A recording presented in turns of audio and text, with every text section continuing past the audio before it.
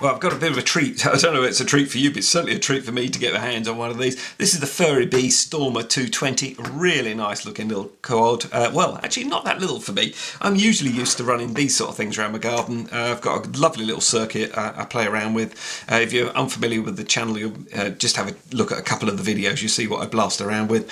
I use 1 cell, 2 cell, and very rarely up to 3 cell, and I find them absolutely brilliant. They suit my flying environment perfectly. So I'm going to have quite a big step up with this, so let's just see how we get on. So I've not flown any races this size, and well, I'm going to put a caveat in there first of all. I have flown one, which was the Ishin 250 racer, which I had when I really first got started into RC stuff, best part of 3 years ago now. I never got on with it in acro, never got on with it particularly well anyway. I thought it was good at the time, but having flown the other little micro racers and mini racers, I realised I was way off the mark. Big game changer for me was getting a Tyrannus transmitter, and there's loads of other ones out there that are sort of up at that spec that actually have a good feel to them and everything. I like the Tyrannus, and I've sort of stuck with it ever since, to be honest. I think that's what most people do. Once you've got the one that you like, then you sort of feel comfortable with it, don't you, and you go along with it. So moving on to this super duper looking quad. Yes, it's not a Dark Max, it hasn't got the power, it's not the fastest one in the world, it's not, I don't think it breaks any records anywhere, and a lot of the techie guys have done all the reviews on them and changed PIDs and everything else on them. But I'm coming at this from a non-techie angle, and also from the point of view that this is basically my starter up into the bigger racer quads, and I'm going to see how much fun I have. Looking around it, it's really nice, feels really solid. It's a very slightly stretched X, as you can see, and the frame feels nice and solid on it as well. I did run an Allen key all the way around it. You just need the one Allen key basically to strip this thing all the way down, and the nice thing is the arms come off, so if you broke one, and I shall be probably giving it a challenge in the garden at some stage, if you broke one, all you have to do is replace the arm. So I think it's quite a nice little design. Nothing's countersunk, that's the only thing. I would sort of say that they're all proud sort of thing, even on the motor one, so that's yeah, I would have preferred them countersunk, but I suppose it keeps more strength in the frame then, because you've not actually countersunk and removed any of the carbon fibre. It's 3K carbon fibre throughout the whole thing, and the main frame arms are 4mm, and then the two plates, top and bottom plates down that hold the arms are 3mm, and the very top plate of the frame is 3mm, and the uprights are 3mm as well. You've got this really nice sort of aluminium flash around it of colour, which matches in well with their motors. The motors are Furibee ones, they're their own branded ones. They're 2308s and they're 2200 kV, so like I say, not the most powerful ones in the world. And one thing I did notice was they're pretty open at the bottom. There's no protection there at all, and if I come down in the garden, it's usually into mud or it'll be into leaves and a wooded area, and so I think I'm going to wind up with a load of stuff caked in there, which is a bit of a shame. Sorry, it is a bit of a frame as well. Talking about the frame, there we go, nice little link in there. Did you see that? It has actually got these little bits that protrude slightly, so hopefully any sort of impacts that will save the motor taking the full whack there, sort of thing. The actual frame itself, I quite like it with this sort of sloped back bit. Some of them come up and are very square. There's all sorts of different designs out there. The reason I like this is I can pop another little sort of action cam on the top.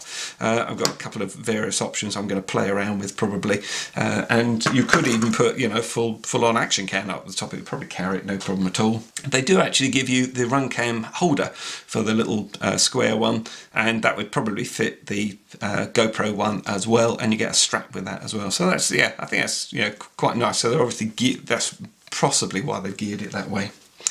While we're talking about cameras and everything, I really like the look of this lens, really lush looking, huge great piece of glass. It's a 2.5mm lens on it, as you can see, 130 degrees field of view, and it comes in at 600 TVO, and I would have expected that to be a bit higher actually, but we'll see what the quality is like. Numbers don't always do it for me, it's how it performs. And this one, I like this one, I've not had a camera like this before. It's programmable, so we've got a little joystick in the back there, simply press that. I can't actually get my finger in there, but you can, I've had a play around with this, and you can get a little spatula or a screwdriver in just to touch it in there, press it in, it actions the menus, and you can go up and down with the joystick or left and right. Nice thing about this is when it's in a light area it's in colour, and when you go into very low lux area or very dark areas it then goes into black and white, so you can still fly, especially through my wooded area. When we're in full leaf in the garden, it can be really shadowy in the actual dark dark areas of the wood, so I think this could be pretty good fun. You could turn them all on and off and everything, but I'm going to try and leave this stock with everything to have a play with it first of all, and then if I need to change anything I will. We've got a F4 flight controller in there, Omnibus stack, and it's an OSD as well. We've got 48 channels VTX, so we've got lots of range here. It comes at 25, 100 or 200 milliwatt output as well, so it's rather good. I've gone for the FR Sky or Fresh Sky XM Plus. It actually came with that, and you don't have to take anything apart. You can actually get into where the actual button is there for binding, so that's a nice little doddle there. I did like the fact that, you know, they've put the antennas out the back and they've actually put some heat shrink on them and a little cable tie around for them to run up, so I like the way they've sort of finished it off. It's quite nice. And it will take 3 to 6S, it says. I did have a little play on the bench, and the 3S didn't seem very happy with, to be perfectly honest, so I'm going to be running it on a 4S, and it's BLHELI as well. Now, one thing I didn't like the look of, to be perfectly honest, is the way this comes out the side. I'm so used to them coming out the back, so when we actually go round and actually connect it up to the battery, it looks slightly vulnerable to me there, especially with the way I fly, so that might well get damaged. The camera angle is changeable. Sorry, just looking back up things I didn't explain there. Just undo those 2 little screws and it tilts, so you can get a real huge amount of angle on it, and it isn't fully protected. It's protected at the front obviously, but if something got through there you would take a hit on that camera, as you can see from the side there, so that could have done with just recessing back further in. I don't quite know why they didn't do that, or alternatively if they put the carbon fibre forward more, just give us a little bit more material at the top here and come out here, we could have actually fully protected that lens, which I would have preferred to have seen, to be honest. And talking about the power, it's an XT60, as you can clearly see there, and I bought some other little toys to play with. So I brought some 4S ones I'm going to try on. Like I say, I had a 3S and it didn't look overly happy on that, just on the bench. Seems much happier on 4S. I won't be running it at 5 or 6S. I honestly don't see any need for that. For me at the moment, if I do need to, I might give it a go. But at the moment I'm saying it's going to be 4S play with. I've gone for the a sort of cheaper one here, and it's quite a bit heavier as well. And it's 1500 milliamp hour as well, but it has a 70C draw on this one, and this is by Dshot Power, and I'll put links to everything down in the description. I'm just running through what I'm going to go out and play with, to be honest. We've got the normal Tattoo ones and 1300 milliamp hour, that's got a 45C, and then I've gone for the R-line one, which most of the sort of techie guys seem to really rate, and again 1300 milliamp, but that's got a 95 draw on that one, a 95C, so that should be loads of fun. I'm playing about with all these batteries weigh different weights, but I'll just give you some idea of the weight with the R-line one. On the actual quad itself, without any props on or anything, it weighs in at 312. If you pop the props on and the pagoda antenna, which is, it comes with pagoda, I've not had one of these before, and again the spec looks quite good on these technically, but there's a lot of guys really slate them, and it's not very flexible at all. It's got no flex in it at all, so once it's on the back there, if it takes a whack, which mine probably will, I can see that not lasting particularly long. Having said that, just one thing to be warned of, this was all loose. It was the only thing that was loose on the whole quad. You need a little 8mm spanner just to tighten that up, because when you try and put the antenna on, as you screw in, you're just twisting all the cables underneath, so just be careful of that and make sure that's tight before you go anywhere. And the same spanner fits the actual antenna itself as well. And also it fits your prop nuts as well, and they're not spinners, they are actually lock nuts as well, which is rather nice. And you've got 2 different colours. You can see you've got the silver ones there and the black. The silver ones are ordinary clockwise threads, so you just undo them by rotating them anti-clockwise, and the black ones are anti-clockwise threads, so to undo them you turn them actually clockwise. So. And the reason they're that way, if you're new to all this race stuff, is that as the motors spin, it actually has the effect of tightening them up as well. And the spanner fits there the same as well, so 8mm spanner you need basically. So running through the rest of the specs, it's 337 with the props on and everything, and then when I actually pop the R-line 1300 on there, it's 505 grams, so it's heavy. I think it's quite a heavy old beast. It sort of feels it to me. The props they give you two sets of these, and these are the 5043s, and they're marked R and L as well, and just make sure you put them on the correct way, obviously. And again, I've seen guys slate these and so they're not worth putting on, and I've seen other guys that seem to quite like them. I'm going to run it stock. I'm just going to see how it goes. That's what I tend to do with all my reviews. So, and I've got another spare set of them as well, and I've got other ones that I can play with afterwards. I've already bought some spares. So. The only other things you get with it is a couple of battery straps, or I think one's a battery strap and one's to actually hold the camera on the top.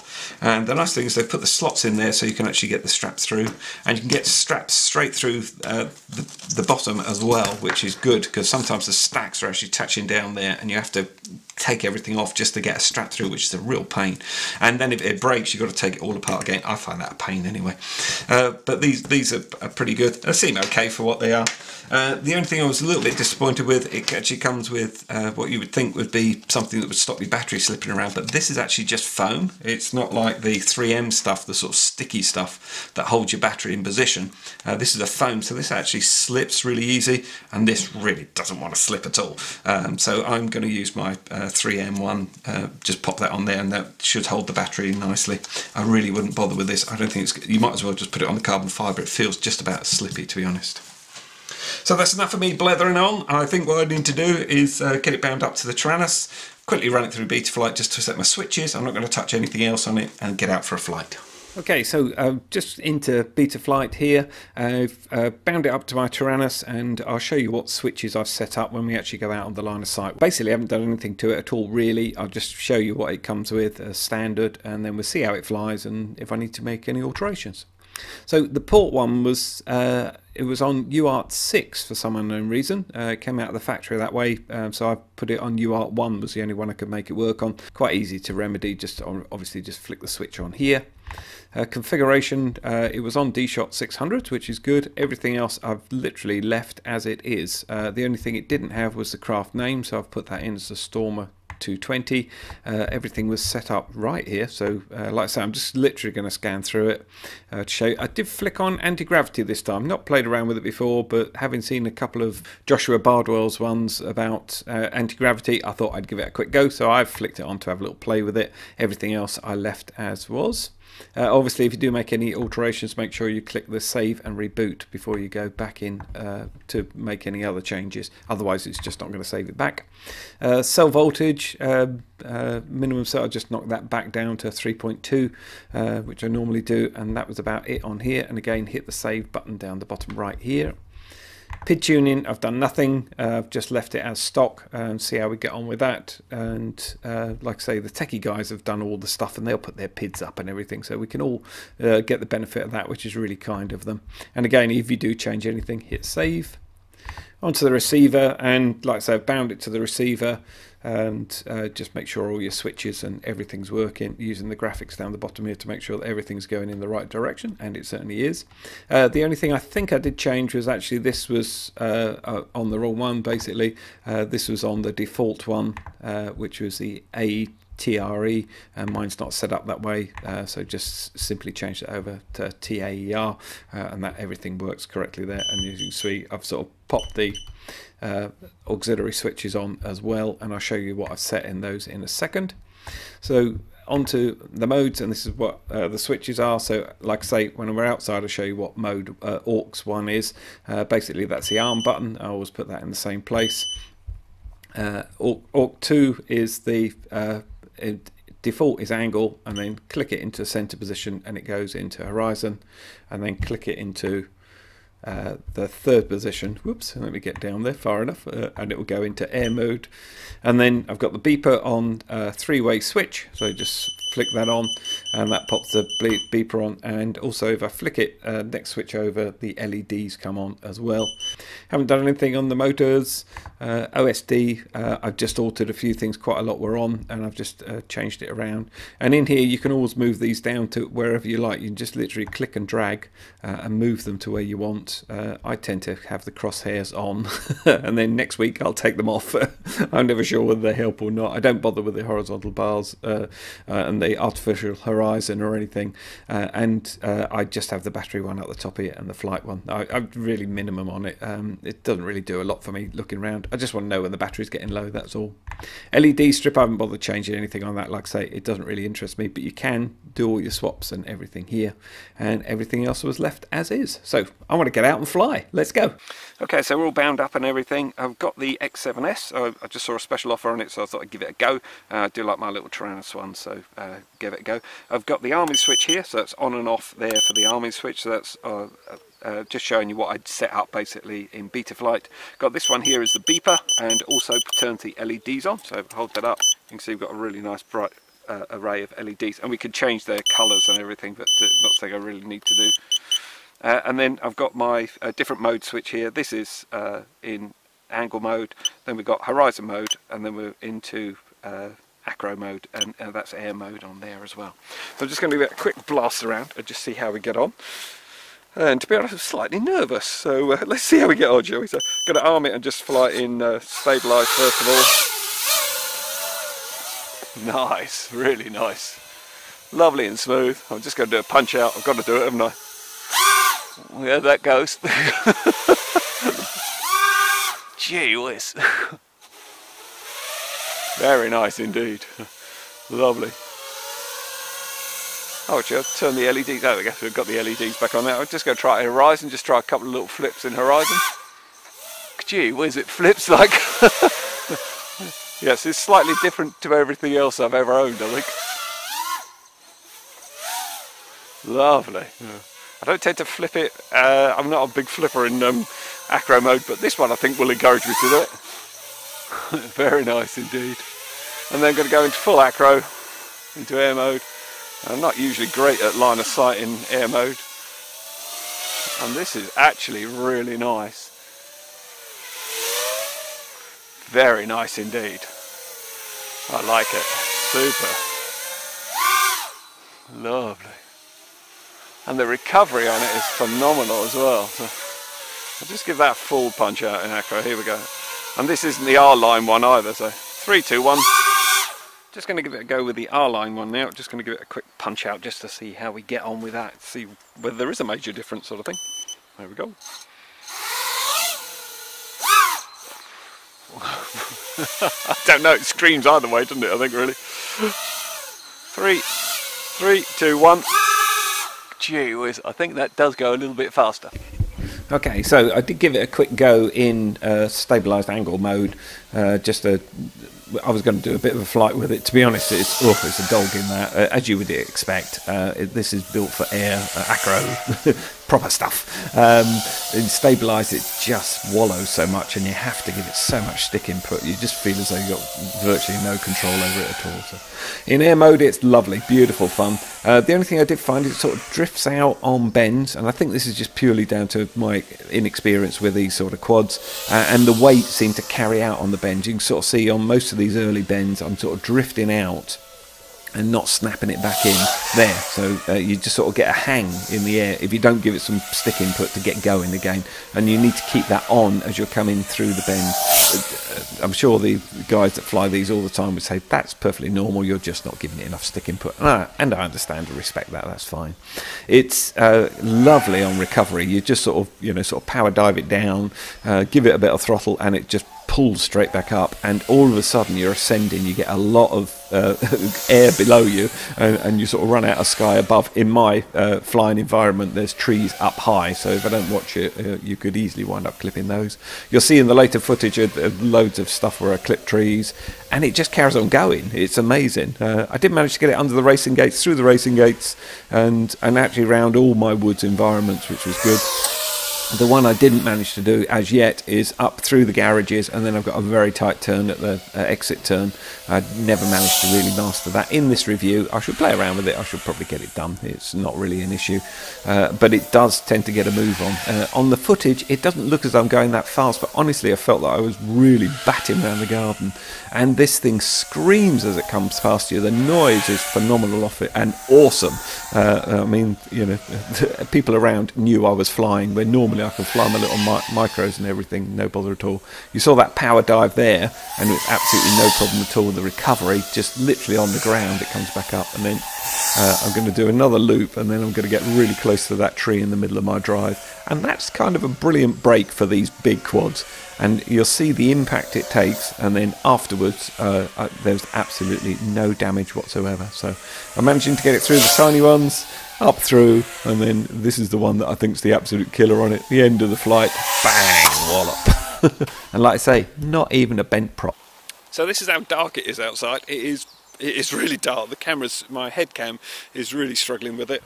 And you can see if I flick on the Tyrannus, you can see how bright everything looks. I'll flick the LEDs on the actual quad. So what a good time to fly. Let's see how that camera gets on, shall we? So this is my first flight ever, night flight, flying FPV. Whenever I fly night flights any other time, I'm usually, well, always, will just be using line of sight, and I'll just be using the LEDs to fly around. So this was a really different experience for me, but actually not a lot of difference to flying during the day. Apart from you do feel kind of silly sat in the middle of the garden in the pitch dark. Mind you, nobody knows you're there, I suppose. So, oh, another benefit I've just thought of, yeah.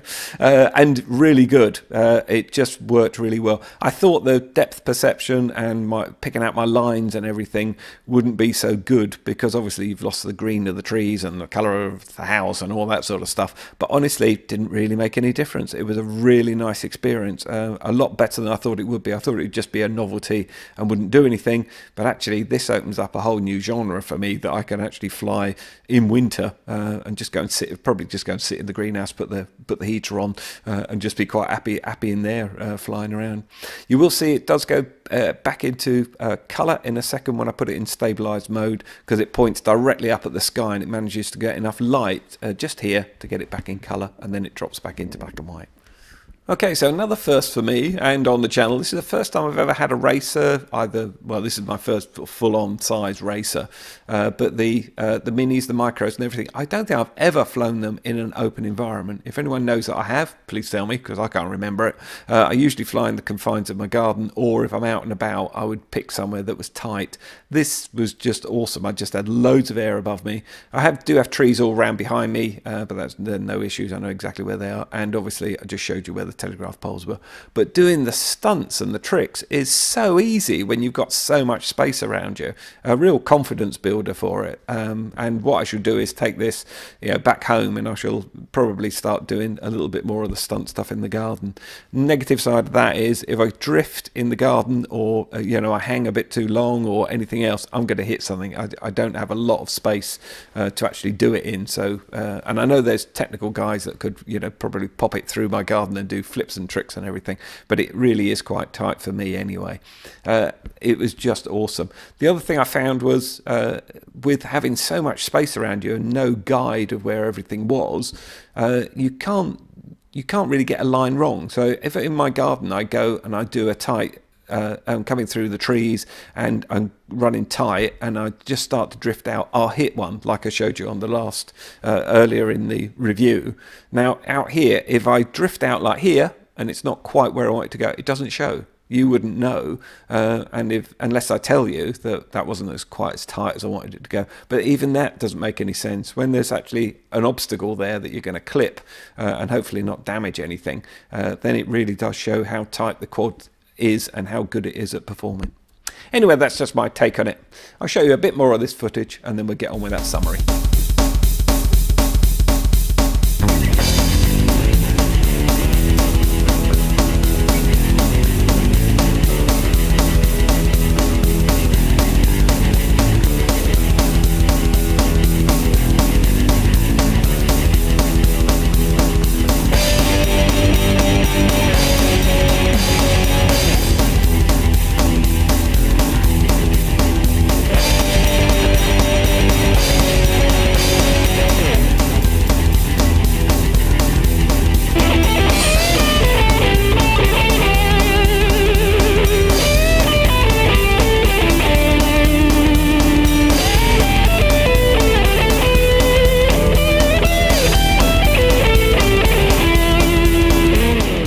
just had a, well, sort of, I wouldn't say a massive off, it was just a, yeah, it just come down a lot of mud, and yeah, it didn't hit in too hard or anything, sort of flipped over. It really wasn't a bother. But what I was meaning about the motors, if I turn this one, there's absolutely no sound with them at all, just the tiniest bit of sound.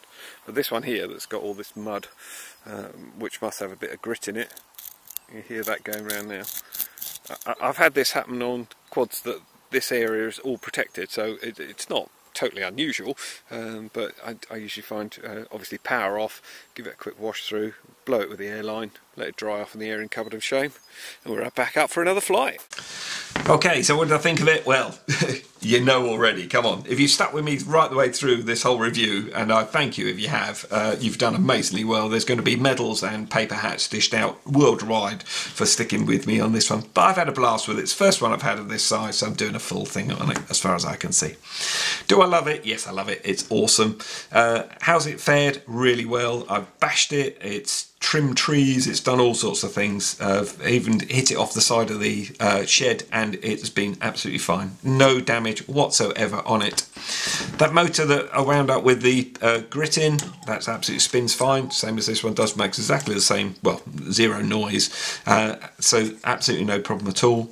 Now the way I do that, and it's up to you whether you take my advice or however you clean your quads, I don't know, but the mud was really stuck in and it had got in everywhere, and it's gritty mud, so it could actually short out across any of the bits. As far as I'm concerned, that could happen. I actually physically wash it outside with water with the outside tap right the way through until I can spin it and it's absolutely silent. I gave it a quick wash right the way through, around the camera, through the flight controller, everything, and again I can probably hear people screaming at their screens that you don't do this. I've done this I've been flying for 3 years now. I've done this on everyone that's wound up in the mud. I've had quads go fully submerged, and I've tried the same technique to get all the gunk and the rubbish out, and it's never let me down as yet, touch wood. Then I put it, I've got a little compressor, it's only about the size of this quad I would say, a little airline off it, blow everything through, really make sure there's no water vapour coming out of anywhere. Then I stick it in the airing cupboard of shame overnight, it dries out, and in the following day the camera comes on, the OSDs were working, everything was fine on this one, and it has been on every one I've tried it on. I do it on my RC cars a lot because they get really mullered in the Highlands, so it works for me. I hope it works for you. If it doesn't work for you, that you know you're doing something wrong, because honestly I've done it loads and loads of times. But make sure you get all the water back out. If you've got a better technique for doing it, you stick with your technique. I'm not trying to convince anyone, and I don't know about the electronics of these things. I just know that that works for me.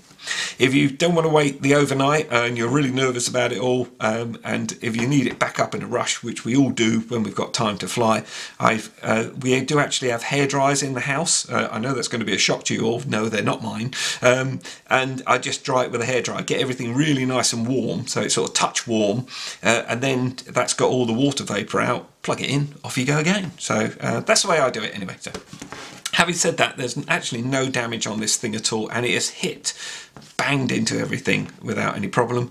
I've not broken the pagoda antenna, which I'm amazed at, because I can usually break most things, and certainly these sort of stiff antennas I would have thought would have gone. It's been bent over, I've stood it back up, it works fine.